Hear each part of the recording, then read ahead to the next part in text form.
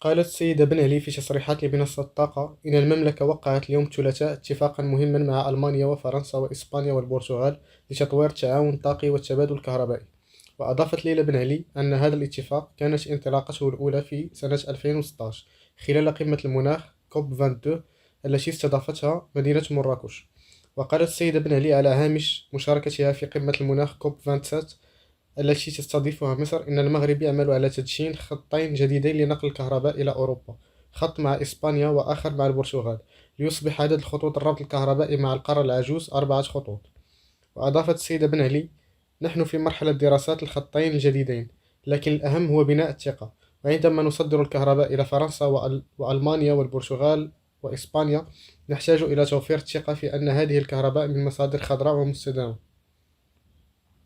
وأوضحت كذلك أن اتفاق اليوم مع الدول الأوروبية يتضمن خريطة طريق لمشروعات الطاقة الشمسية في المملكة.